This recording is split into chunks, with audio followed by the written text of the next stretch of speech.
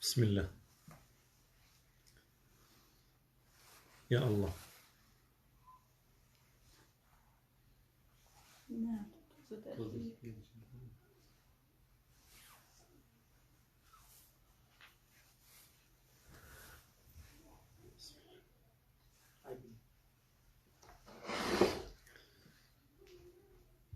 بسم الله الرحمن الرحيم. الحمد لله والصلاة والسلام على سيدنا رسول الله وعلى آله وصحبه ومن والاه.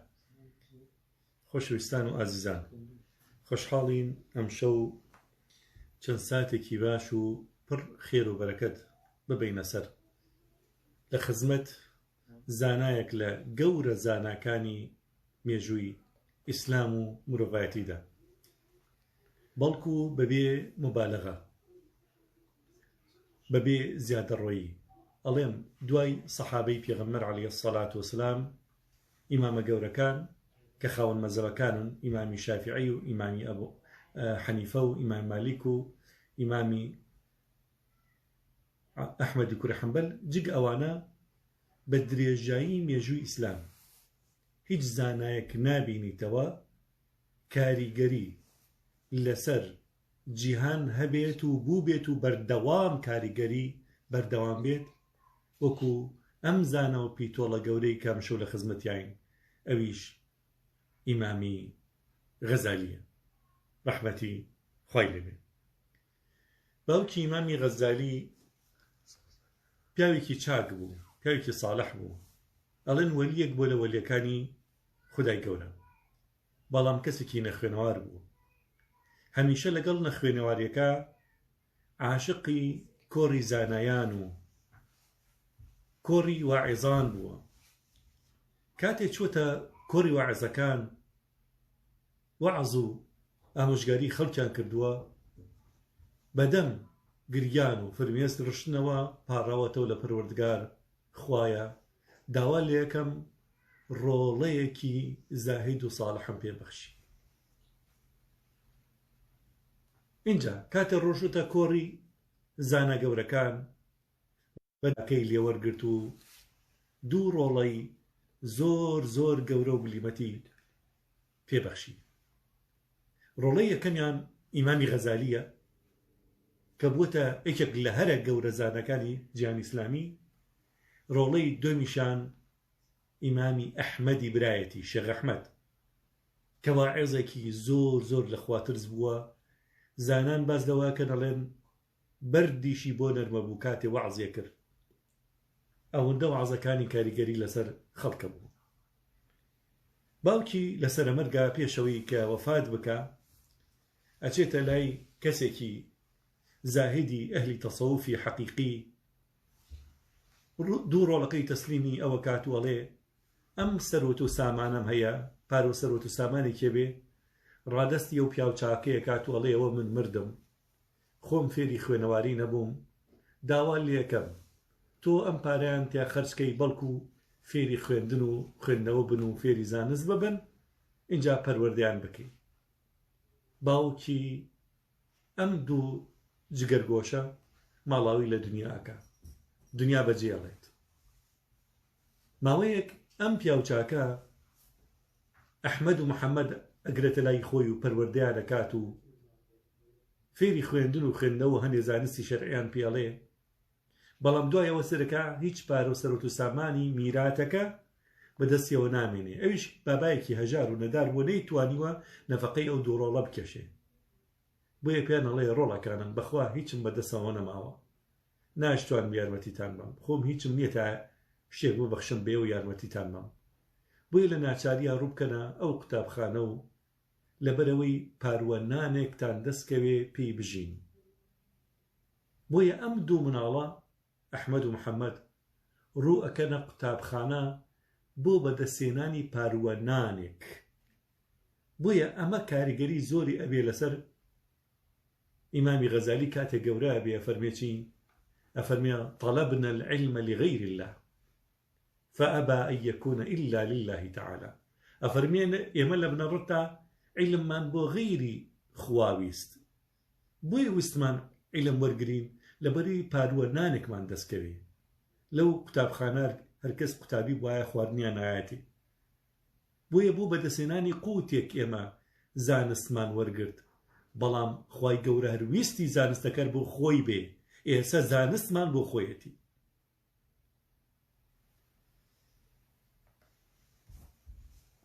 ئیمامی غەزالی ڕەزا و ڕەحمەتی خوای لێ بێ کە لە تووس لەدایک بووە 105 ساڵ تەمەنی یعنی 55 ساڵ تەمەنی هەبووە لە 450 لەدایک بووە 505 کۆچی دوایی کردووە کەواتە 55 ساڵ تەمەنی بوو هەروەکو ئیمامی شافعی ئیمامی شافعی ڕەزا و ڕەحمەتی خوای لێ بێ لە 150 لەدایک بووە 150 کۆچی لە اینجا دوای ئەوە لە 203 یاخود 204 یاخود 205 ریوایەتمان هەیە وەفاتی کردووە کەواتە تەمەنی ئیمامی غەزالی نزیک بووە لە تەمەنی ئیمامی شافعی ئیمامی شافعی یان 53 بووە یان 54 بوو یان 55 ئیمامی غەزالیش بە هەمان شێواز یان 54 ساڵ تەمەنیە بووە یان 55 ساڵ تەمەنیە بووە بەڵام چ تەمەنێک پڕ لە خێر و بەرەکەت ئیمامی غەزالی ڕەحمەت و ڕەزای خوای لێ بێ لەم شار بۆ شار ڕۆی بە دۆی زانستە لە تووس لەدایک بووە گەڕا بە دوای زانستە ڕۆشتە جورجان لە جورجانیش لای کۆمەڵە زانایەک دەرزی چاکی وەرگرت و اینجا تەعلیقی نووسی تەعلیقا بەس لای زانەکانی شافعی و هەندێ زانەی حەنبەلیەکان هەیە تر لای مالیکیەکان و لای حەنفیەکان تەعلیقە نییە تەعلیقە چییە؟ تەعلیقە قوتابی کاتێ دەرزە خوێنێ لای مامۆستاکەی چی وەرەگرێ ئینووسێ اینجا شەرحی خۆشی تعلیقێکی خۆشی لەسەر نووسێ هەمووی کۆکاتەوە پێوتر تعلیقە کاتێک لە جورجان گورگان ئەگەڕێتەوە بۆ تووس لە ڕێگا تووشی کارەساتێکە بێ ئەویش کۆمەڵە چەتەیەک ڕێگرێک ڕێیان لێگرن هەرچیان پێیە لە پارە لە پول لە خواردن هەرچیان پێیە هەمویان لێ ئەسانن ئەو تعلیقەش ئەو کتێبانەی کە نووسێتی ئیمامی غەزالی نووسێتی ئەوانیشی لێسن لە کەشکۆڵێکا بێ بۆیە ئەم مناڵێکە بێ زۆر گەورە نابێ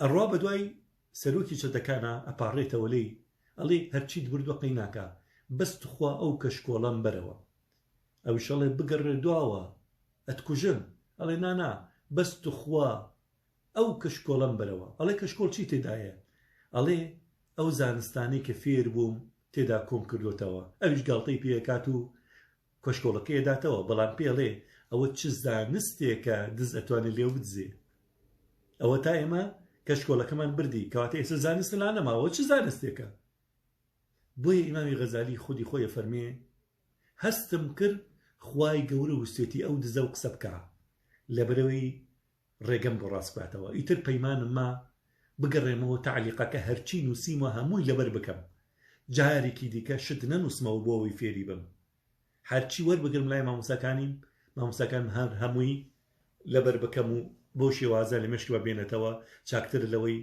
لە دوو توێی کاغەزێکا وەرقێکا بمێنێتەوە دوایی لێم بدزرێ عیلمم نەمێنێ ئەمەش بەڕاستی وانەیەکی زۆر گەورەیە بۆ قوتابیان و زانانی ئێستا بەشێکی بەرچاو لە زانایان لە قوتابیان ئەگەر ئەنتەرنێتی لێ بپشڕێ یاخۆ ئەگەر کۆمپیوتەرەکەی لێبەری مۆبایلەکەی لێبسەنی عیلمی پێنامێنێ هەموو عیلمەکەی لە چیایە لە خزمەت شێخ گوگڵایە شێخ گوگڵ شێخی ئەوەڵ و ئاخرێتی بۆیە هەر پرسیارێکە بوو یەکسەر سێرچێکی بۆ کا لە شێخ گوگڵ ئەگەر نەیدۆزیەوەی تر عیلمی پێ نییە ئەگەر مەکتەبە شامیلی لە بەردەستانە بێ عیلمی پێی نییە هیچ شتێک لە مێشکات جێگیر نەبووە نانا ئەبێ شتەکان لە مێشتا جێگیرکەی ئەگەر کارەبا بشڕا ئەگەر خەتی ئینتەرنێت نەما ئەگەر کۆمپیوتەر باوی نەما تۆ چیەکەی ئەگەر جێکا بووە مانت لا نەبوو تۆ چیەکەی وانەیەکی زۆر گەورەیە ئەگەڕێتەوە بۆ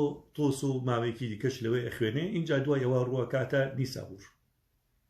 نیسابور چی لێ طبعا وەزیری ئەلەبەرسەلانی سەلجوقی لەگەڵ کوڕەکەیە کە ئەلەبەرسەلان ئەمرێت اینجا دوایەوە مەلەکشا کە کوڕی ئەلەبەرسەلانە ئەو ئەبێتە جێگری دەسەڵاتی سەلجوقەکانی بەدەسە سوڵتانی سەلاجقەیە وەزیرێکیانە بێ وەزیری ئەو کاتە لە مۆستەلەحی ئەمڕۆ بە یەکسانە بەچی بە ڕەیس وزەرە سەرۆکوەزیران یعنی سەرۆکی حکوومەتەکە. سەرۆکوەزیرانی حکوومەتی سەلاجقا کەسێکی زانا بووە، دانا بووە، لەخوا ترس بووە، سیاسێکی زۆر گەورە و لێهاتوو بۆ بە ناوی نیظام المولک. نیظام المولک کاتێ بینێ شەپۆلی شیعگەرایی تودڕە و شەپۆلی باتنیە اینجا فکری منحرف بڵاو بۆتەوە خەریکە کاریگەری لەسەر عەقیدە و بیر و باوەڕی مسلمانان هەیە، ئەو کاتە بیر لەوە کاتەوە چەند قوتابخانەیەک دابمەزرێنێ بۆ ئەوەی عەقیدەی مسلمانان بپارێزن و بیر و بۆچوونی زانایانی ئیسلام بپارێزن تێیدا. نظام المولک کە کەسێکە لە عەقیدە ئەشعەریە وەکو جمهوری زانایان بە درێژایی مێژوو و جمهوری زانایان ئەشعەری بوون، اینجا دوایەوە لە مەذهبی مەذهبی شافعیە لە فقهدا. بۆیە چەند مەدرسەیەک دامەزرێنێ کە پیانەوتر المەدارس النظامیە لە بەغدا، لە نیسابور، لە مەڕو، لە قەبرستان، لە بەسرا، لە مووسڵ، لەوە لە 5-6 شار ئەم مەدرسانەدا ئەمزرێنێ. ناوداترین ئەو قوتابخانانە قوتابخانەی نظامیە لە بەغدا لەگەڵ قوتابخانەی نظامیە لە نیسابور. قوتابخانەی نظامی نیسابور و بەغدا وەکو زانکۆیەک بووە، بەس قوتابخانە نەبووە، زانکۆیەک بووە تێک ڕای زانستە دینیەکان و دنیایەکانی تێدا خوێنراوە. چەند پۆلێنکردنی زانستەکان دنیایی و دینی پۆلێنکردێکی زۆر هەڵەیە. ئەلا کولی ماتماتیکی تیا خوێنراوە، فەلەکناسی و گەردوناسی تیا خوێنراوە، جگە فقه، حەدیث، ئوسول، عەقیدە، علمی کەلام، تەفسیر، علومی قورئان، نەحو، صەرف، بەلاغە، زانستەکانی دیکەش. اینجا دوایەوە مسلمان و نامسلمان تێدا لەو قوتابخانە خوێندویانە، یعنی بە معنای کەلیمە زانای یعنی زانکۆیەکی زۆر گەورە بوون. لە نیسابور کێ مامۆسای گەورەی مەدرسەی نظامیە لە نیسابور؟ ئیمامی حەرەمەین. ئیمامی حەرەمەین کە ناو برا نمونەی نەبووە لە ئوسولی فقه، بە تایبەت لە ئوسولی فقه، لە زانستەکانی کەشەبە، بەڵام بە تایبەت لە ئوسولی فقه. حتا کتێبی ئەلبورهانی هەیە، زانان ناوی لغز الأمەیان لێناوە، یعنی مەتەڵی ئومەت، یعنی وەکو مەتەڵ وایە کتێبەکەونە قورسە لە ئوسولی فقهەیە. کەم کە زوێراوێتی خۆی باتە قەرەی ئەو کتێبە و بتوانێت شەرحی بکا یەخود لی تێ بکا. ئیمامی غەزالی ئەچێتە خزمەتی ئەم کەڵە پیاوە دەرزی لا خوێنێ، سەرنجی ئیمامی حەرەمەین ڕاکێشە بۆ لای خۆی. حتا وای لێ ئیمامی حەرەمەین شانازی پێوەکاڵێکی ئەڵێ ئەم قوتابیم کە ناوی غەزالیە، ها بەحڕ مغرق یاخو مغدقەت کەناتووە، دەریایەکە خەڵکتیا ئاخنکی ناتوانی مەلی تیا بکەی، ئەوەنە دەریایەکی قوڵە، بەحرێکی قوڵە، مەلەکردن تێیدا ئاسان نییە، ئەوەندە زانایە. مامۆستاکەی وا وەسفەکە. طبعاً وشمان بیر چوو ئیمامی غەزالی کە ناوی محەممەدی، کوڕی محەممەدی، کوڕی محەممەدی، کوڕی ئەحمەدی، غەزالیە نەک غەزالی. هەندێک کەس ئەڵێن غەزالیە چونکە خودی خۆی ئیمامی غەزالی فەرموویەتی من غەزالیم نەک غەزالی، چونکە خەڵکی گوندێکم بە ناوی غەزالە لە تووس. یاقوتی حەمەوی لە معجەم البولدانە ئەڵێ بەڕاستی ئەم قسە ڕاست نییە. لەبەر چی؟ لەبەرەوەی گەڕام بە هیچ شێوازێک لە تووسا گوندێک نییە بە ناوی غەزالە. بۆیە زانانی دیکە وەکو بن خەلەکە، ئیبن الئەسیر، یاقوتی حەمەوی، کۆمەڵە زانایەکی دیکە وەکو مورتەضە زوبەیدی کە شەرحێکی زۆر دوور و دریژی لەسەر ئیحیای ئیمامی غەزالی هەیە بە ناوی تحاف السادە المتقین، باسی ژیانیەکە ئەویشە فەرمێ غەزالیە نەک غەزالی، چونکە لە غەزلەوە هاتووە، باوکی غەزال بووە، غەزلی کردووە، چنین کاری چنین بووە، بەڵام ئیمام غەزالی ئەو کارەی نەکردووە. ئەمە لە ئەگەڕێتەوە بۆ ینی شۆهرەتی باوکی، ئەگەڕێتەوە بۆ شۆهرەتی باوکی.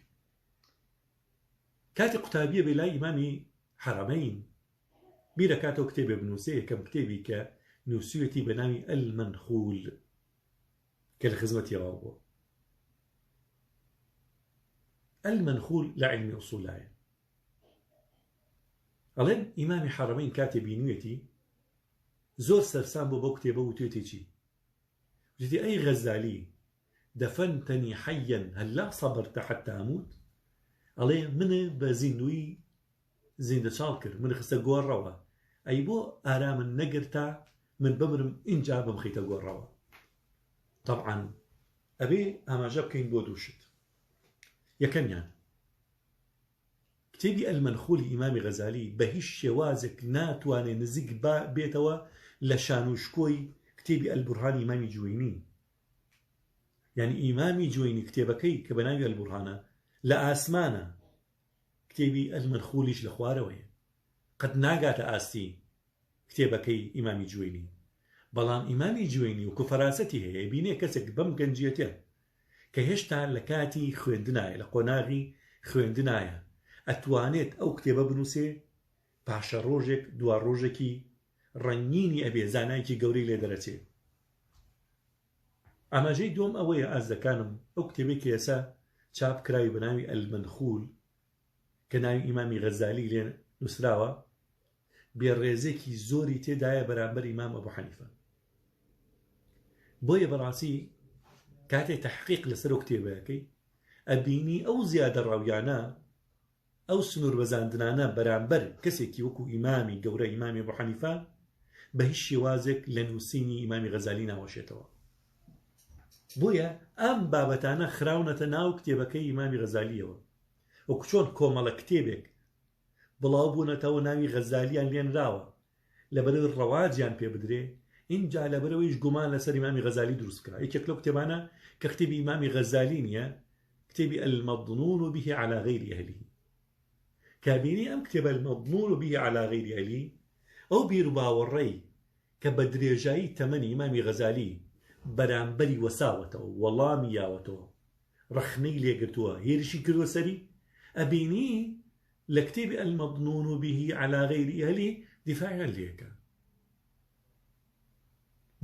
بەتایبەت ئەو هێرشە گەورانی کردوێتە سەر چی سەر فەلاسیفە یەکێک لەو بابەتانە بۆ نمونە علم الله بالجزئیات ئیمامی غەزالی لە تەحافوت الفەلاسیفە زۆر بەرگری لەوەکە کە خودای گەورە ئەڵڵا چۆن شارەزایە بە شێوەیەکی گشتی شارەزایە بە وردەکاری کردەوەکانی مرۆڤیش بە وردەکاری ڕووداوەکانی جیهان الجزئیات ئێمە ڕۆژد و فەلاسیفەکان ینی پێشتریش ینی پێش ئێمە ڕۆژد ئەوانی دیکە باوەڕیان وانە بووە کە الله يعلم الجزئيات باشە هەنێ بابەتی دیکەیەکی لەوانە قیدەم العالم ئایا عالم قەدیمە ئیمامی غەزالی لە تەحافوت الفەلاسفە زۆر بەرپەر چێداتەوە ڕخنەی لێگرێ بە ڕخنەی زانستی ڕخنەی لۆژیکی ڕخنەی علمی لێگرێ بەڵام سەرکەی لە کتێبەکەی دیکا کە کتێبی ئیمامی غەزالی نیە و ناوی ئیمامی غەزالی لەسەر نووسراوە ها دیفاع لە قیدەمی عالەمەکە على كل ئیمامی غەزالی ڕەحمەتی خۆی لێبێ بە چەند قۆناغێکا تێپەڕیوە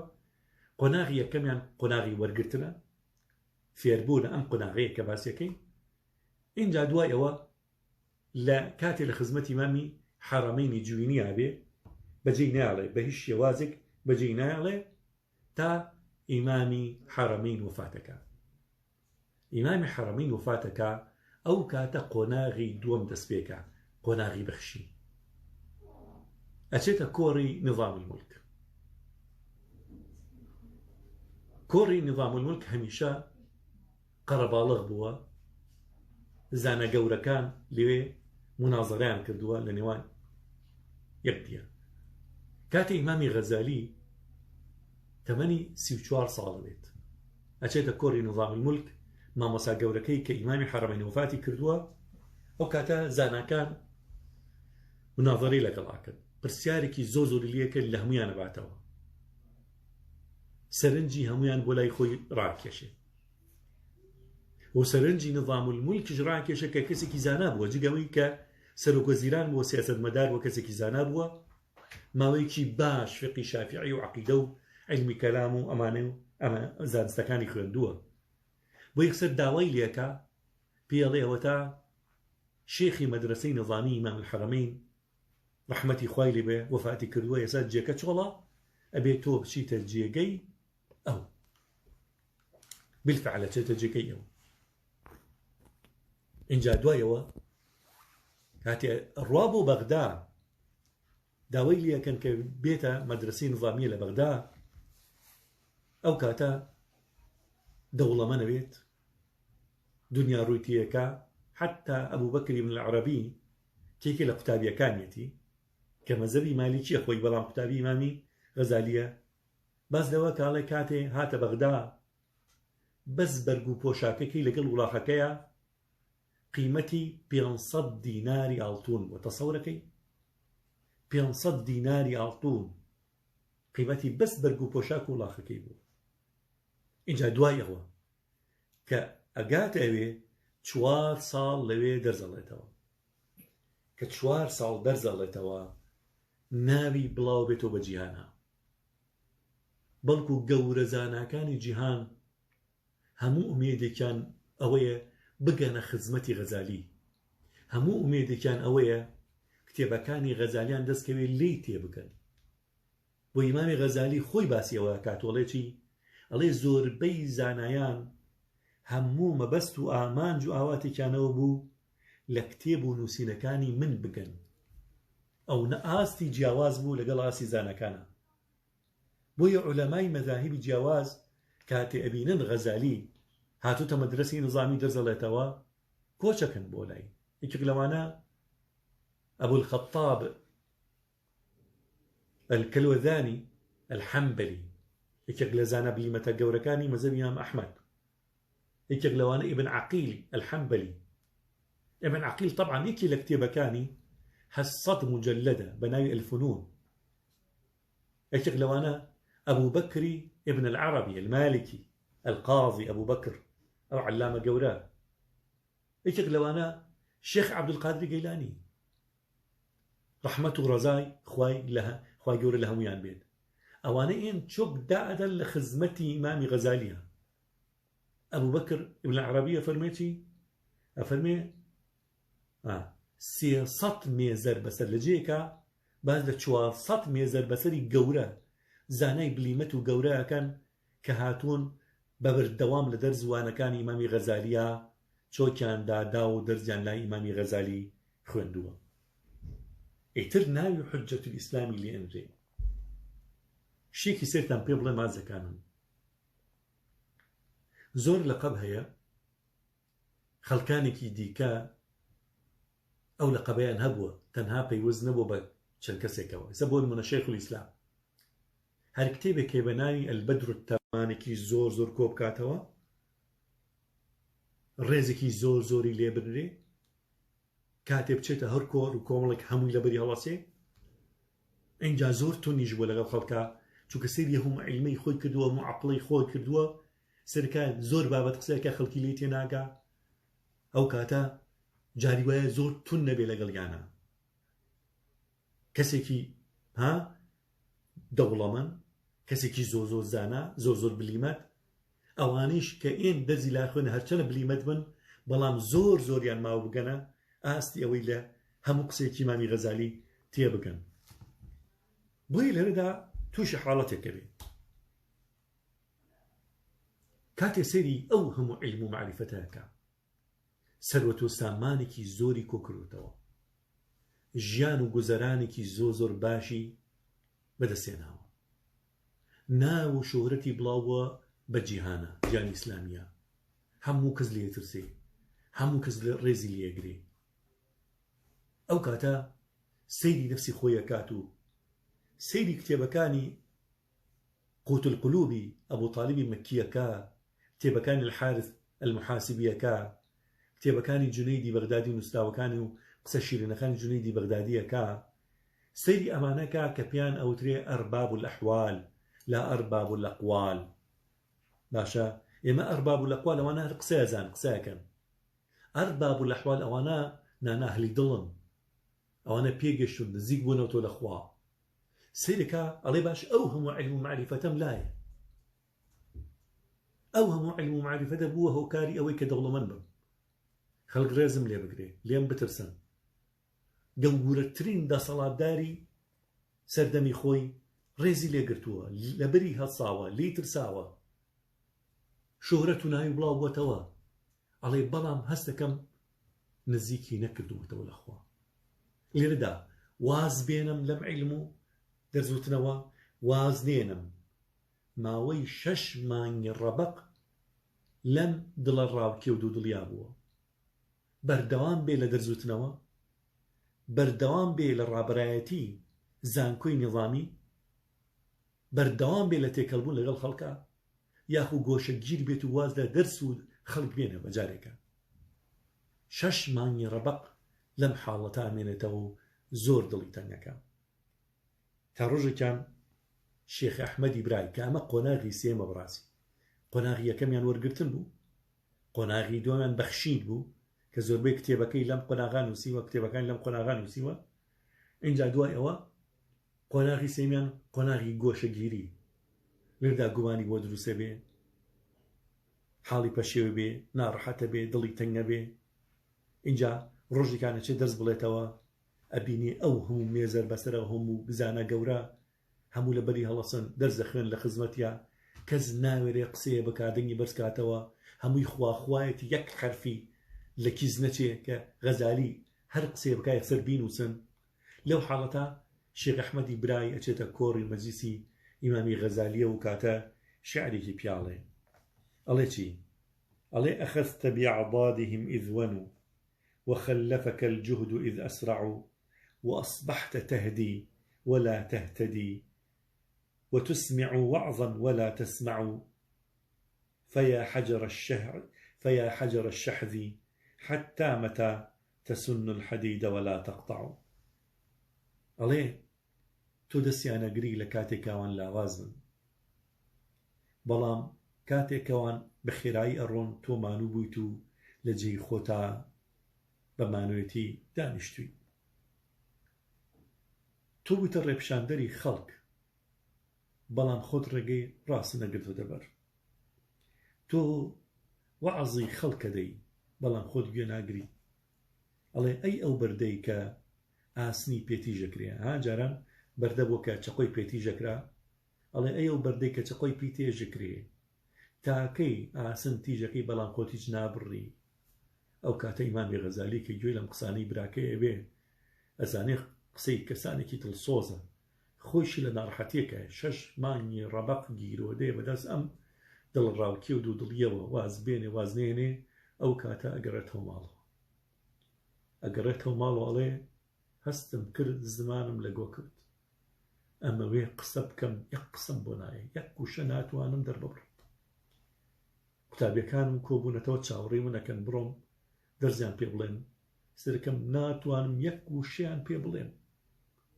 زۆر هەوڵە دەم لە بەرەوەی دڵیان خۆشکەم مانوو بوون لە دوورەوە هاتوون ئەو هەبوو مانوو بوون و عەزیەت کێشان و زەحمەت کێشان هاتوون بۆ خزمەتی من دەرس بخوێنن بەڵام زمانم لە گۆ کەوتووە و ناتوانم یەک قسە بکەم یەک وشە بتوانم دەربڕم ئەڵێ هەر لە ماڵ و مامەوە اینجا دوای ئەوە تووشی غەمۆکیی زۆر گەورە بوو جگەوەی کە ناتوانم قسە بکەم تووشی غەمۆکی بووم دڵم خەریکە تەقێ بێتاقەت اینجا دوای ئەوە خواردنی شیرینم لێ تاڵ بوو نەمەتوانی هیچ خواردنێک بخۆم نەمەتوانی خواردنەوەیەک ئاوێکم بخواردن لە قورمای گیرا حاڵم زۆر پەشێ بوو پزیشی ئەو ناوە هاتن پزیشی بەغدا هاتن سەریان کردم وتیان بێ ئومێدین هیچ ئومێدی چاک بوونەوەی نییە ئەڵێ میش لەو حاڵەتە بێتاقەتیا ڕووم کردە خوای گەورە و پەروەردگار و قاپی ئەڵڵا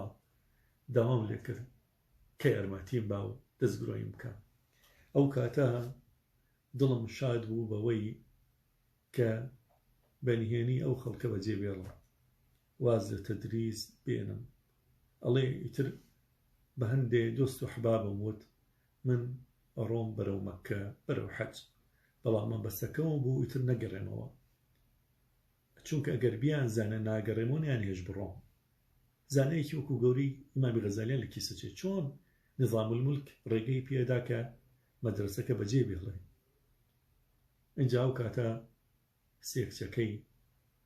سێ کچێ بێ تەسلیمی شێخ ئەحمەدی ورایە کات و هەرچی سەروەت و سامانی هەیە بە هەزارەها دیناری کۆ کردوتەوە دیناری زێر هەر هەمووی دابەشە کا بەسەر هەژار و نەدارە پارێکی زۆر کەم نەبێ بۆ نەفەقەی ڕێگەی بۆ نەفەقەی سێکچەکەی ڕادستی شێخ ئەحمەدی برایەکات و داوای لێکە ئاگای لە کچەکانی بێت. ئەو کاتە ڕۆکاتە مەککە و اینجا دوایەوە ڕۆکاتە شام بەبێ ئەوەی کەس بیناسێ، کەسێکی ڕێوار خواردنێکی کەمی کەشکۆڵێکی لەگەڵ خۆیان هەڵگرتۆ کەمی ئاوی تایە کەمی خواردنی تێدایە و لەم شار بۆ شار ئەگاتە شام. اینجا لە شامە لە ئەچێتە خانەقایە گۆری ناگرن، نازانەوە غەزالیە، بە مێرجێ وەریگرن بێتە خزمەتکاری خانەقاکە لەبەرەوەی گسکی خانەقاکە بدات کە جێیەک بۆ عیبادەت دانراوە، خەڵک ڕۆشتن لێ عیبادەتیان کردووە، فەقیران و هەژاران و داران لێوە کۆبوونەتەوە عیبادەتیان کردووە. ئەویش ماوەیەکی باش ئەمێنێتەوە لەو خانەقا هەر خەریکی گسکدان و خزمەتکردنی خەڵکە. جارێکیان کابرایەکێت پرسیار لە کۆمەڵە زانایەکە کاکە هاتوونەتە ناو خانەقاکە، پرسیارێکیان لێکە کەسیان ناوە نەیانزانی، ئەڵێ دەوەڵامی پرسیارەکەی تۆ ئەمەیە. ئەویش دەنگی بەرزەکاتۆڵێت چی کابرایشی نەزان و داماوی ئەو زانە گەورانە نەیانزانی وەڵامی پرسیارەکەی من بنەوە تۆ چی؟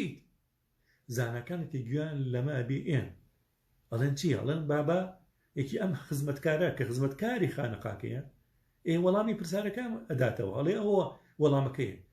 هەموو زانەکان تووشی شۆکە من ئەمە چییە بەڕاستی؟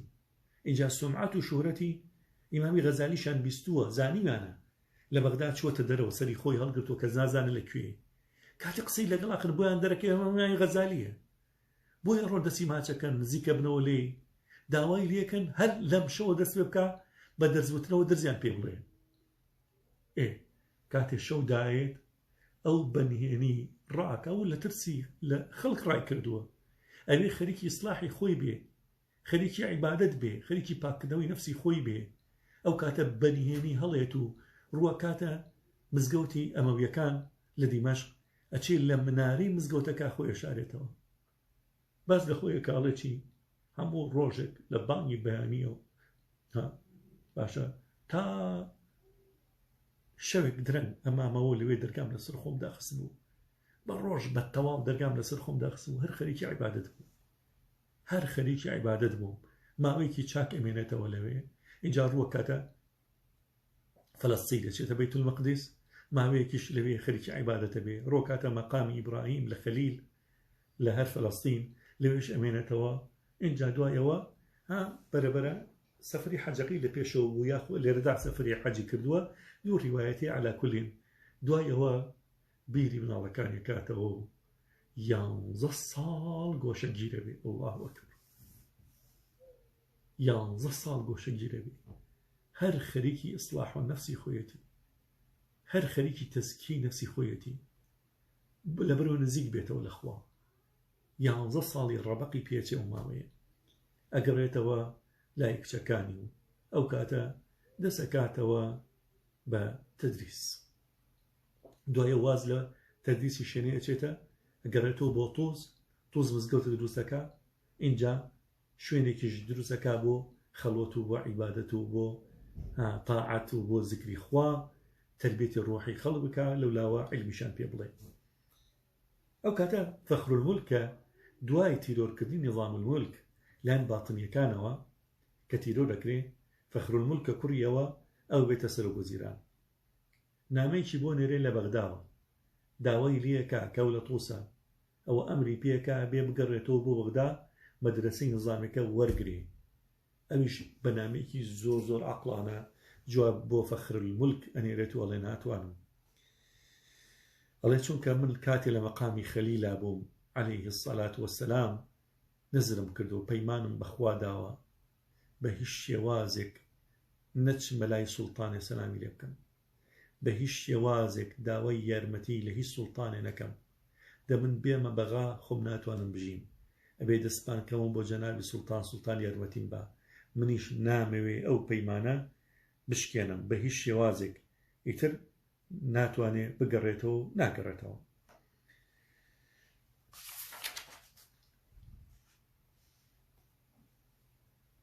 خۆشەویستان، قسەکردن لەسەر ئیمامی غەزالی بەڕاستی ئەگەر بمانەوێ تێر قسەی لەسەر بکەین پێویستمان بە 100 حەلقە هەیە بەڕاستی، بەڵام ئەوە کورتەیەکە لە ژیانی ئەم ئیمامە غەزالیە گەورە.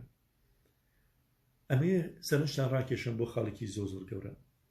پێش باسی ئەو خاڵە گەورە بکەم، باسی کۆتایی ژیانی یەکەم وەڵام لە ڕۆژی دووشەممە وەکوی من لە جەوزیە گێڕێتەوە، ئەڵێ لە ڕۆژی دووشەممە کە نوێژی بەیانی کردووە داوای کردوتیتی کفنەکەم بۆ بێنن. کفنیان بۆ هێناوە، کفنەکەی تێر ماچ کردو خسوێتە سەری، اینجا کفنەکەی لەبەر کردووە. اینجا ڕۆکب لە ڕاکشا و وتوێتی مرحبا بالقدوم على الملك، مرحبا بالقدوم على الملك. لو كانت داوي ئامۆژگاریان لێ کرد فەرمووی الإخلاص الإخلاص الإخلاص. لو قسانا بێت جانی لەدەسەدا و کۆچی دوای یەک. ئەو خاڵی کە ویستم سەرنجتانی بۆ ڕاکێشم ئەوش ئەوەیە، گەورەترین کاری ئیمامی غەزالی چی بوو؟ یەکەم کاری ئیمامی غەزالیە ئیسلاح النەفس. ئەوە وەکو بینیمان 11 ساڵ خەریکی تەربیە ڕوحی خۆی بوو، خەریکی پاکردنەوەی نەفسی خۆی بوو، پێگەیاندنی نەفسی خۆی بوو. یا الله یا الله. دوو، چاکردنەوەی کۆمەلگای ئیسلامی. چاکردنەوەی کۆمەلگای ئیسلامیانی وەکو چاکسازی ئەنجام با لە کۆمەلگای ئیسلامیە. یەکەم چین کە پێویستیان بە چاکسازیە چینی زانایانن، بۆیە هەوڵی یاوە زانا گەورەکان پێ بگەینێ چاکسازیان تێ بکە. بۆیە منهەجی گۆڕیوە، منهەجی وانەوتنەوەی گۆڕیوە، بە قەنەعەتی بەو منهەجە نەبووە کە وتراوتە لە مەدرسەی نظامی، منهەجی تازەی داناوە بە پێی سەردەم. اینجا چۆن پیانەگەینێ پێگانێکی ڕوحی کە تەمەعەنباز نەبن و چاویان لە دنیا نەبێن. اینجا پێگانێکی زانستی کە ئاگایان لە زانستی سەردەمیش بێ. بۆی ئیمامی غەزالی ڕەحمەتی خۆی لێبێ باوەڕی وایە کە خراپی خەڵک لە خراپی پاشا و دەسەڵاتدارەکانەوەیە. یعنی ئەگەر پاشا و دەسەڵاتدار بەرپرسەکان وەزیرەکان خراپ بن میلەتیش خراپە بێ. ئەی دەسەڵاتدارەکان بۆچی خراپن؟ ئەڵێ لەبەر زاناکان خراپن. کەواتە هۆکاری خراپبوونی دەسەڵاتدار و پاشا و سەرۆکەکان ئاغاکان خراپبوونی زانایانە. ئەی باشە چی واکە لە زانان خراپ بن؟ ئەفەرمێت تەماعی دنیایە. اینجا گوێ بگرن بۆ قسە شیرینانەی ئیمامی غەزالی چیە فەرمێ؟ ئەفەرمێ فأصبح الفقهاء بعد أن كانوا مطلوبين طالبين. ئەڵێ بەداخەوەڵێم فقها دوای ئەوەی خەڵک ئەگەڕان بە دوایانە ئەوان ئەگەڕێن بە دوای خەڵکە. وبعد أن كانوا عزة بالإعراض عن السلاطين أذلة بالإقبال عليهم إلا من وفقه الله تعالى. دوای ئەوەی عزیز بوون، سەربەرز بوون. بەچی سەربەرز بوون؟ بەوەی کە پشت بکەن سوڵتانەکان، ڕویان تێ نەکەن، نزیک نەبنەوە، دەستیان پان نەکەن بۆیان. ئەڵێ بەڵام ئێستا تووشی زەلیلی بوون بەوەی هەمیشە ڕویان لە سوڵتانە و دەستیان پان کردوت بۆ جەنابی سوڵتان خێریان پێ بکەن. لە جێکی دیکا فەرمێ ئەمە الآن ئێستا فقد قيدت الأطماع ألسن العلماء فسكتوا. أفرد تماع زماني زاناني قريدا ويتربي دنن، أما بمعروف نهي لمنكر ناكن. وإن تكلموا لم تساعد أقوالهم أحوالهم. فاشو بيشي مفعول به فاعل. الله أجر قساش بكن أفرمي تماع زماني قريدا ونقصا ناكن. أجر قساش بكن الله حال يعني يارمتي قسا كاني نادا، يعني قسي لكوي وحال ومقام لكوي زور دور ليكوا. إنجا فلم ينجحوا كاتسرناكون ولو صدقوا وقصدوا حق العلم لافلحوا. أجر رازقوبنا يوم ما في علم يعني بداية وكاتسر كوتوبون. ففساد الرعايا بفساد الملوك. خرابي هولاتي بخرابي باشيانوية، وفساد الملوك بفساد العلماء. خرابي باشيان بخرابي زانيانوية، وفساد العلماء باستيلاء حب المال والجاه. عليه زانانيش بوشي خرابون لبروي خوشويسي الدنيا ظالبو بسر دليانا. اینجا خوشویستی پۆست و پلە و پێگە و ناوبڵاوبوونەوە و شۆرەت پێیاکردن زاڵ بۆ بەسەر دڵیانە. ومن استولى عليه حب الدنيا لم يقدر على الحسبة على الأراذل فكيف على الملوك والأكابر. أفرمي هر کسی خوشویستی دنیا زال بێ بەسەریا ناتوانێ ئامۆژگاری کەسی هیچ و پوچ بکە. ئەو کەسانی کە پێگەی کۆمەڵایەتیانی لە خوارەوەن چ جای ئەوەی بتوانێ ئامۆژگاری ملوک و پاشایان بکە. کەواتە هەوڵێکی زۆر گەورەی یاوە کە زانایان چاک بکە. اینجا دوایەوە فقه الأولویات سری کێشەی مسلمانانی کردووە زانیوەتی کە کێشەی کانەیە لە پۆلێرکردنی ئەولەویات کام کار باشترە. بۆی ئەفەرمێ ئەچیتە شارێک 50 فەقیهی تێدایە بەڵام طەبیبی تێدا نییە، یاخو ئەبینی یەک طەبیبی تێدا، ئەویش لە چییە؟ جوولەکەیە یان کریستیانە. لە کاتێکە زۆرێک لە بابەتە فقیەکان لە کێ وەرەگیرێ، شەرع لە کێ وەرەگیرێ؟ لە طەبیبە وەرەگیرێ. ئەڵێ مە کارەساتە بەڕاستی ئەبێ فقه باندازەی خۆی چەنە پێویستمان پێ ئەو نەفەقی پێ بگەێنین و چەنێک پێویستیشمان بە زانستەکانی دیکەیە ئەبێ ئەوانیش پێ بگەێنین، نابێ ئەمیان لەسەر حسابی ئەویان بێ. یاخو سریانکە زۆربەی زانان ئەڵێ مەشغوڵن بەشتی وردەکاری هامیشیاتەوە بەڵام قەزیەی ئومەتیان لەبیر کردوتەوە. چه عەقڵیەتێکی گەورە بۆ بەڕاستی. اینجا دوایەوە سێرەکە دوورکەوتنەکەیە لە نێوان شەرعەزانەکانە لەگەڵ ئەهلی دڵە. ئێستا بۆ نمونە ئەڵێ جاران ئەدبینی ئیمامی شافعی ئەچوە لای شەیبانی ڕاعی. شەیبانی ڕاعی کەسێکی نەخوێنەوار بووە بەڵام ئەهلی دڵ بووە، نزیک بووە لە خوا، پیاوچاک بووە. ئیمامی شافعیش ئەو عالمە گەورە نزیک بوونەتەوە لەیەک، بەڵام ئێستا سێرەکەی پەرتەوازێک دروست بووە. فەرمێ ئیمامی ئەحمەد یەحیای کوڕی معین ئەچوونە خزمەتی شێخ معروفی کەرخی، شێخ معروفی کەرخی ئەچوونە خزمەتیان، نزیک بوون لەیەک، بەڵام ئێستا و دوانە جیابوونەتەوە، بێ نزیکیان کەیتەوە لەیەک. اینجا دوای ئەوە التدين الشكلي شكل قراي لتدينه عليه صوفيا كان عالم كان أهل عبادة كان إنجا دولة من كان عليه زوربي زوريان دینداریکی شکلیان وەرگرتووە. ئەبێ چاکسازی لەوانە یەکەیەکە خاڵدانێ بۆ چاکسازی. اینجا دوای ئەوە خاڵێکی زۆر گرنگ هەیە، ئەو چاکسازی سیاسی. هەمیشە تون بۆ نامی نردوو بۆ سیاسەتمەدارەکان بۆ دەسەڵاتدارەکان ئامۆژگاری کردوون، بۆیە زۆربەی دەسەڵاتدارەکانیش بەگویان کردووە. ئێستا بۆ نمونە ئەبینی یوسف بن تاشفین کە سەرۆکی دەوڵەتی مرابطینە کە لە مەغریب و ئەو مەغریب ئیسلامی یان بەدەسەوە بووە، ئەبینی لە دوورەوە خۆی بە قوتابی ئیمامی غەزالی زانیوە، هەر لە دوورەوە دەرزی خوێندو لای ئیمامی غەزالی کتێبەکانی بڵاو کردوتەوە. ئیمامی غەزالی داوای لێکا بڕوا موسڵمانە لە ئەندەلوس لە هێرشی خاچپەرستەکان ڕزگار بکە.